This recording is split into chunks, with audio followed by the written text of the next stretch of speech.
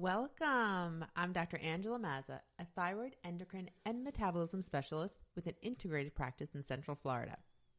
As our listeners know, my goal for this podcast is to define and demystify the thyroid gland and thyroid-related medical conditions. By providing information in an easy-to-understand format, I hope to help patients better understand the ways in which their bodies work and to help them thrive.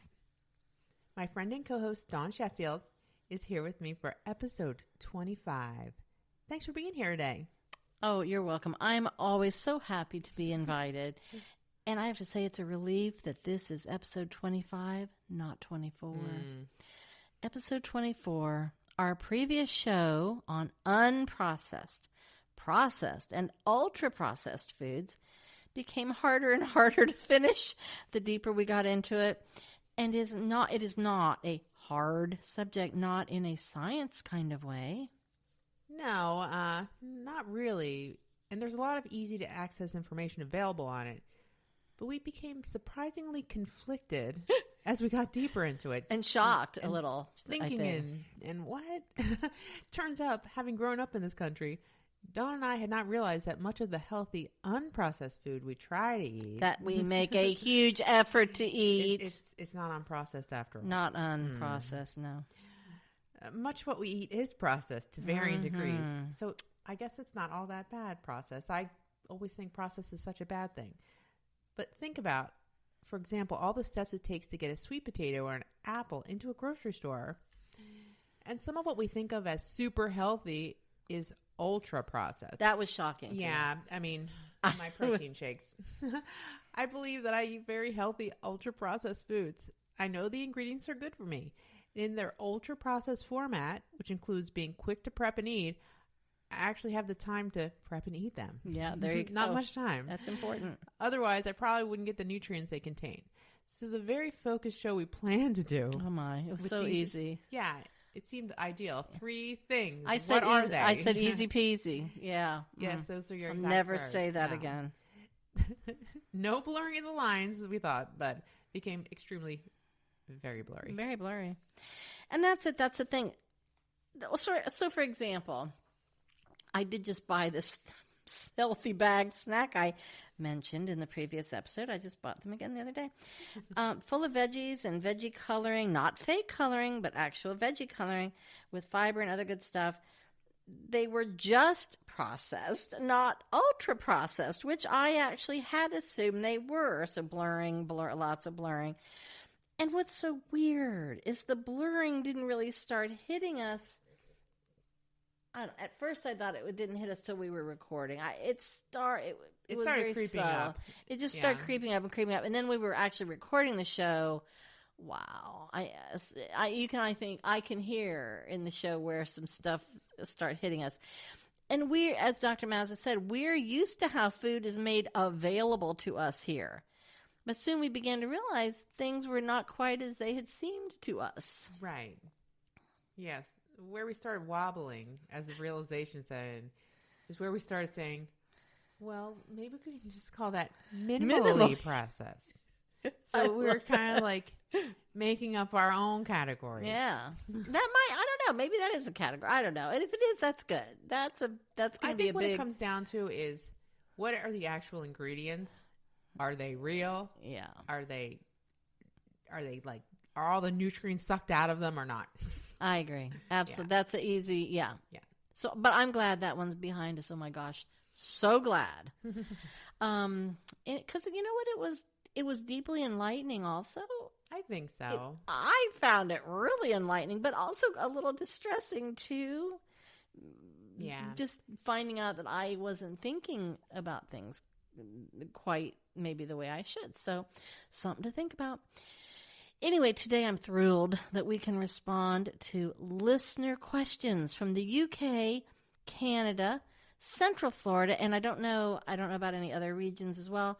And of course, that would depend on how much time we have. We'll also review listener suggestions for the show, right, including an idea for a future episode. I'm really excited, actually, about a particular episode that was listener suggested, but I'm going to wait till the end of the show to announce that. Keep the suspense. There you go. Okay, well, let's get right into it. I All right. think we'll start with a question. I'm going to read it in parts because it's got a couple different good points to make from a listener in Canada. So let me get started here. Bear with me. All right. So let's start with the first part of the question. But first they say, hello, Dr. Mazza and Ms. Sheffield. That's so nice. My name was there. Just wanted to say thank you for the podcast. Last Friday, I went to the doctor to get some routine blood work done. I didn't really have any concerns other than to check on my cholesterol since I take rosuvastatin. I was surprised to see my TSH at 9.36, well over the reference range of 0.35 to 4.94, and these are similar to the States. And my T4 on the lower end. My thought immediately went to the big C word. Both my sister and mom have had thyroid cancer, and it's always been a worry for me as well. All right, well, first I want to tackle the question of, is there a relationship between hypothyroidism and cancer, and thyroid cancer? There's not an easy answer to this. So basically, if you just have hypothyroidism, you're not at any increased risk for developing thyroid cancer. So thyroid cancer is really a change in the DNA of the cells of the thyroid, and that in turn is thyroid cancer. And we have different types of thyroid cancer. The most common type is papillary thyroid cancer. Hypothyroidism itself does not put you at increased risk for developing this. That being said, if you have hypothyroidism, you're probably following up with someone who's following your thyroid pretty regularly, and you're at increased risk of having a thyroid ultrasound. So the chance is, if you have a thyroid ultrasound, we may pick up thyroid cancer more frequently than in someone who doesn't know they have any sort of thyroid issue. Wow. So we diagnose it more frequently in people with hypothyroidism. Not that it puts you at increased risk, but because you're having increased screening. And having hypothyroidism myself, that's fascinating. I would never have thought of that. Right. So, Wow. Yes, we diagnose it more frequently probably in people with hypothyroidism, but only because they have increased monitoring. Wow. Now, Hashimoto, there may be an increased risk for something called lymphoma of the thyroid. Super, super rare. Very, very rare. But I think if there is any correlation, it's just because of increased monitoring in hypothyroid patients. Wow. Does that make sense? Yeah, and that was a great question. Yeah. So, but early detection is good detection. So, if we can pick it up early, treatment is much better. Okay. And there's a second part to this question, which was really interesting too. So, this is from that same listener. Just got my results back online. My thyroid globulin is 122.8 micrograms per liter. Reference range is 3.68 to 64.2. And my thyroglobulin TG is 75.08. The reference range is 0 to 4.1. And my TSH is 8, and my T4 is 9.4. Okay, these numbers are a bit, question goes on to say, these numbers are a bit scary to me, and I definitely need to discuss them with my doctor. All right, so there's a couple parts to this kind of more lab question. The first thing is, according to the TSH and T4, this falls into what we call typically subclinical hypothyroidism, which is a kind of a vague term. So a TSH between 5 and 10 is considered to be subclinical, whether or not the T4 and T3 are normal or not. So this is all very individual because you actually can have clinical symptoms if you're in the subclinical range. You just really have to look for them. So, I mean, if you're having fatigue, you're having feeling cold, you're having hair loss, you're having gut issues, and your TSH is 8, you no longer fall into that subclinical range. But you really have to dig and look at your own signs, your own body signs. So that's an indication for treatment. Yes, you do have antibodies that go along with Hashimoto thyroiditis. So that I would suggest treatment in that range. But that, again, comes up to what your doctor's recommendations are. The third part is the thyroglobulin. So I get this question all the time about thyroglobulin. So what is thyroglobulin and why is it high and why is that bad? Well, thyroglobulin is really just a measure of thyroid substance. All it tells us is that you have a thyroid. This lab is only good when we're following hypothyroidism for thyroid cancer. So say someone has thyroid cancer, they have a bad thyroid cancer, they have their thyroid taken out. And then they're treated with radioactive iodine to get rid of any remaining thyroid tissue. So we use this thyroglobulin level to see if there's a return of any thyroid cancer, because that suggests thyroid tissue is still there. So that means the chance of thyroid cancer is still there. So this lab test doesn't really mean a whole lot in this circumstance. It just says you have a thyroid. So don't be scared about a high thyroglobulin level in this circumstance. It just means, one, you have a thyroid, you have thyroid tissue. This also goes along with Hashimoto thyroiditis, and probably thinking about treatment is probably the best route to go. So there was a lot in that question. So thank you so much. Wow. Yeah. That was very, very good. So don't be scared about a high thyroglobulin level. That's kind of one of the takeaways. And this was our Canada listener. Yes. So I want to say I really appreciate this Canadian listener for writing in. We practically beg listeners to write in because we love to get questions, but to get, in this issue, to get Canada and UK questions. Well, I think these are questions that a lot of people probably have. They're looking at their labs and like, what does this mean? Absolutely. And Central Florida, deeply valuable too. So anyway, we also have a question from a listener in the United Kingdom. Very cool. All right. So here is the question. Dear Dr. Mazza and Dawn, thank you so much for your informative and reassuring podcast. Oh. I understand that leaky gut is commonly associated with Hashimoto thyroiditis. Is it possible that it can be associated with other thyroid issues? For example, would someone who'd originally developed Graves' disease, undergone radioactive iodine treatment resulting in hypothyroidism, still be susceptible to leaky gut? All right. Well, this is a great question.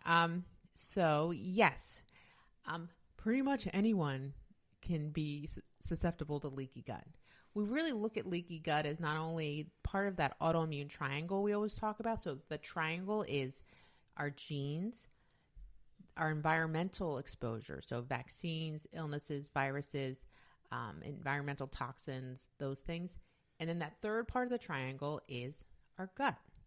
So leaky gut can predispose us developing symptoms and autoimmune conditions. So either when we're thinking autoimmune thyroid disease, it can either be Hashimoto thyroiditis or it can be Graves' disease.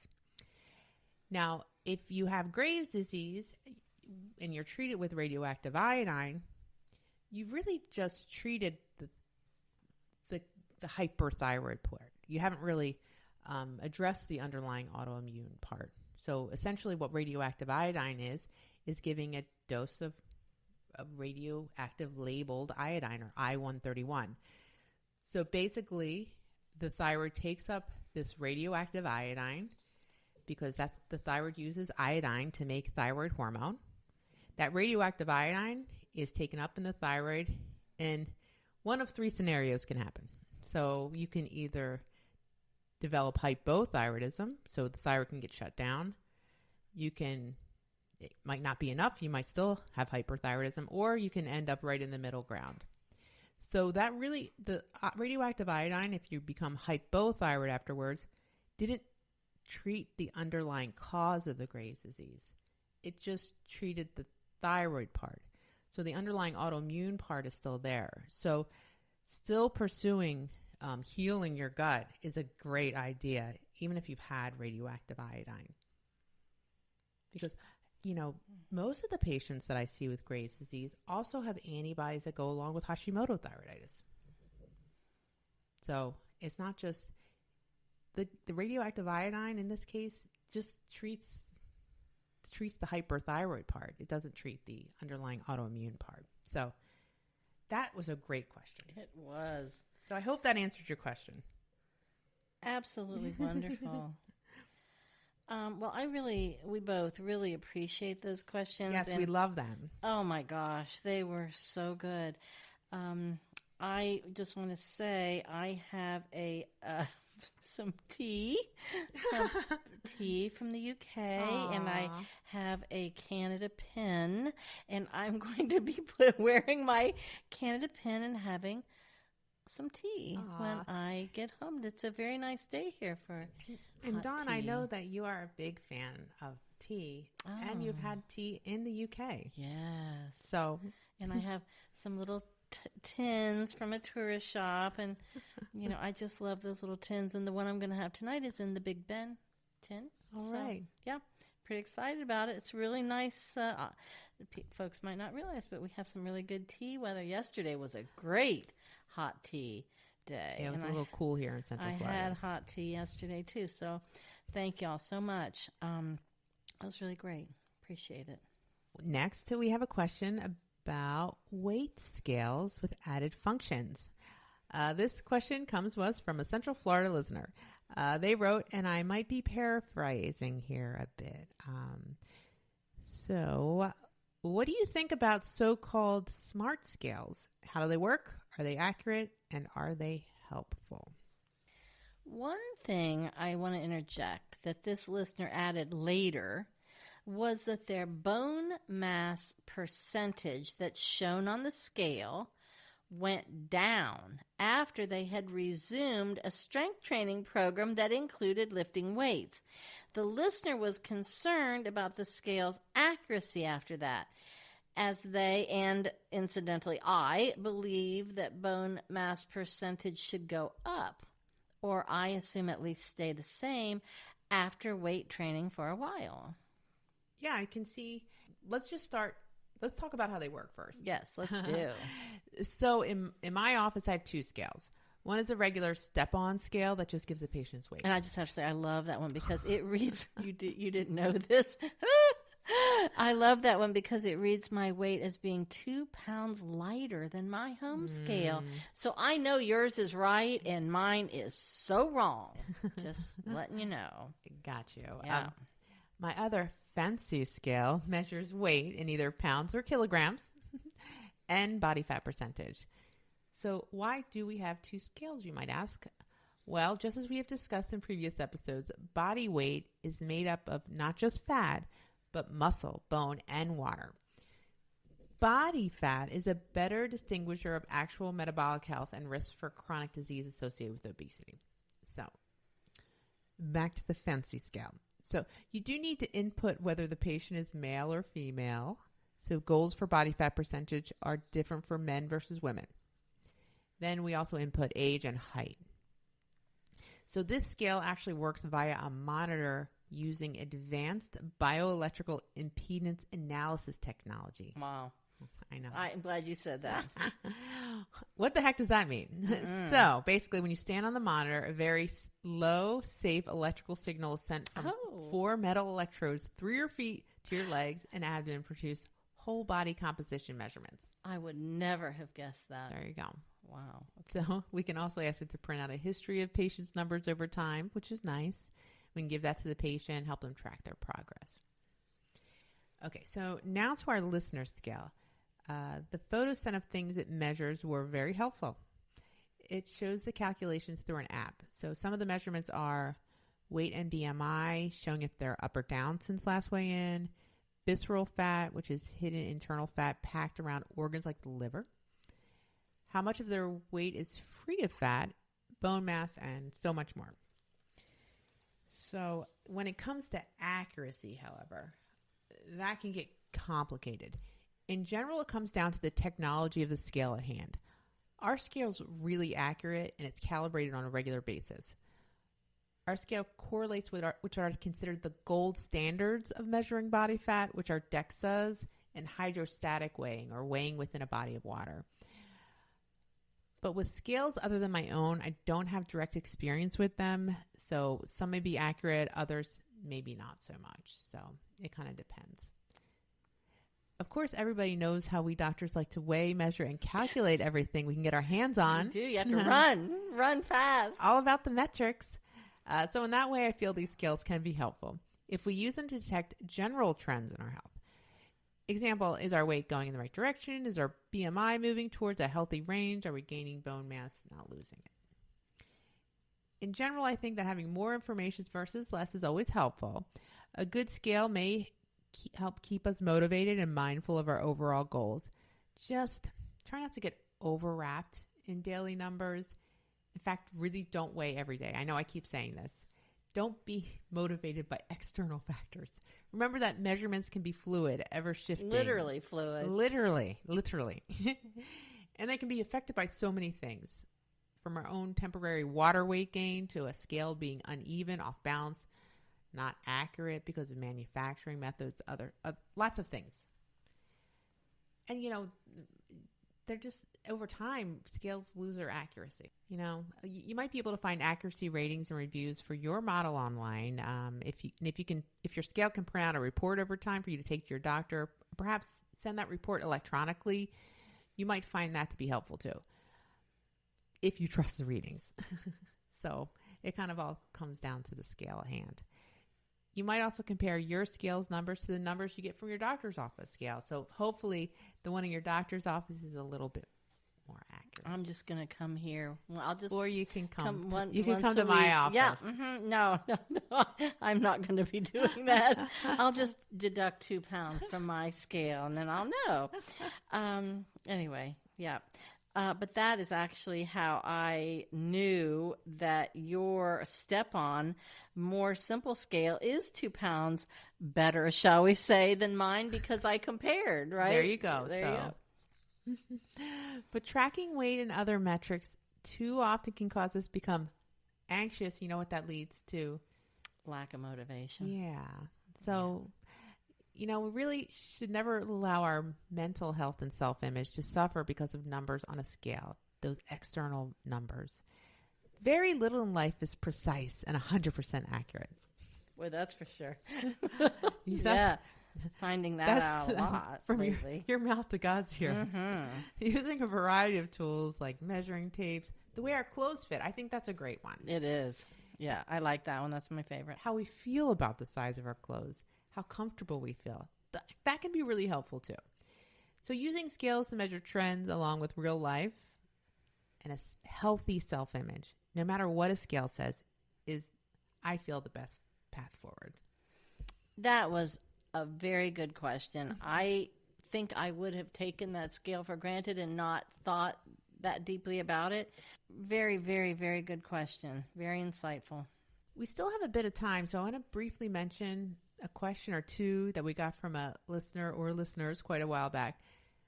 The thing is, some of these questions are really hard to answer on air. These questions can be great, but the answer is so necessarily complex. With so many variables and unknowns, I can't feel confident I can cover all the necessary points. So we try and maybe sometimes make them topics for episodes. We shy away from trying to answer those questions on the show because they're best answered by one's own healthcare provider too in certain circumstances. As are questions that go beyond just general information or knowledge, especially questions that include personal variables and complex situations. So we definitely don't want to get too personal. And now I mentioned at the top that we also got a show suggestion from a listener, and they, a much appreciated listener, and they suggested that we do yet another episode on, wait for it, leaky gut. Dun, dun, dun. This listener is really excited about it, and so are we. This would be our third show about the unfortunately named but deeply important subject of leaky gut. And always, we beat the drum to say that leaky gut, despite the name, is an entirely internal condition. There is no external leaking whatsoever. None at all. And you know that I want a massive pin or a vest with those words on it. You know, there is no external leaking. Leaky gut, no external leaking. None in capitals. And maybe like bright safety orange would be a lovely color for that. You can't ignore it. You can't. Well, and you know what? You can't ignore the safety orange, and you can't ignore this question either. But and you know what? Increasingly, I am aware that I knew this from the get-go, but increasingly I become aware that people are really made uncomfortable by this subject. Very. And they're either really interested or, the Grossed reaction out. and I think the gross out factor is based in not knowing, just as I talked about many episodes ago when you first suggested to me, and I literally said, no, I don't want that. I'm not having that. And no, we're not testing for that. But over time, because it scared me, but over time I came to understand. Right. And then once you understand the connection between that and your immune system and just how it goes together in general, then you just jump on the leaky gut bandwagon. Do we have any other questions or show ideas to cover today? I think that about wraps it up. So this was fun. I loved it, and I just loved getting those questions. Keep sending in those questions, please. Because remember, if you have the question, so there's probably a handful of other people. And they're not. Yes, and none of these questions are dumb. One person writing that question, there could be 1,000 other people with that same question. All right. Well, I wanted to do this podcast to provide life-saving education and to encourage folks to see a doctor in time to prevent or minimize damage. That's deeply fulfilling. I enjoy helping folks understand how all aspects of their lives are tied to both thyroid and overall health. As always, my goal is to help us live more fulfilling lives by taking control of our health and thus feel our best. In fact, that's why I went into endocrinology. It's a medical art that combines science with the study of our lives and all that they encompass. Our next episode, number 26, will be all about thyroid cancer. And as always, we hope our listeners will continue listening to Thyroid Talk with Dr. Angela Mazza. We have many more interesting episodes and guest plan, and boy, we really do. We really do, yeah. Wow. I just learned about some of that today, so it's pretty exciting. I'm looking forward to it. We'll build on today's foundation and cover many topics we hope you'll find meaningful. And to recap just some of what we covered in this episode, not necessarily in this order. The commonality between Hashimoto thyroiditis and Graves' disease. Review of leaky gut's relation to autoimmune thyroid disease. Is there a relationship between hypothyroidism and thyroid cancer? Genetic risk factors for thyroid cancer. What is subclinical hypothyroidism and should it be treated? How so-called SMART scales work and what they measure. And best of all, we learn that we can impact our thyroid health. Now, as Dr. Mazza mentioned in our next episode, we'll discuss. Have you mentioned it? Yes, you did. Yes, just a moment, just 30 seconds ago. Brain fog. And one thing I do want to point out, I think we're going to talk about thyroid cancer. Yes, the causes, but how treatable it is. Oh, good. So yes, let's cover that too. Yes. I don't want to be scared, and nobody else does either. And also, Dr. Mazza's book, Thyroid Talk, an integrative guide to optimal thyroid health, is now available on Amazon. Plus, there's an online master course related to the book to help guide you to optimal thyroid health. The online course will help you walk the talk to energize your life. For more information, you forward your name and email to thyroidtalk.mazza@gmail.com or Dr. Mazza's website, metaboliccenterforwellness.com. So lots of choices. The webinar will coordinate with the online masterclass. The masterclass will have modules that cover cool topics like digging into diagnosis of thyroid issues, personalized treatment, gut healing, and much more, plus some bonuses. Now, see, I signed up, and I'm excited about the gut health yet again. So, see, that's all you had to say. You had me at gut health. That's all you had to do. And I did participate in the webinar. Well, I was in the audience of your recent webinar, as you know. Aw, thank you. And I got a lot out of that. And I did not embarrass you or myself even once, and that was because I had my mic off. So he just... no chance for trouble. But thank you so much for doing that program. Oh, sure. It was really good. For information on at least some of the supplements that we may discuss on this show, please visit the wellness store at metaboliccenterforwellness.com. Full disclosure, I personally use and I carry supplements by Douglas Laboratories and Pure Encapsulations in both my office and our online site. Please stay in touch. Check me out on YouTube, the website at Metabolic Center for Wellness, as well as Facebook, Instagram, and TikTok. We welcome your input. Please submit your suggestions, comments, questions, and show ideas to thyroidtalk.mazza@gmail.com. That's an email address. We may disclose your general location on air, the city or town, for example, but we will not read your name nor your address on the show. We reserve the right to edit your input as necessary. And please don't forget to ask your healthcare provider any specific questions regarding your wellness. This podcast is meant for educational purposes only.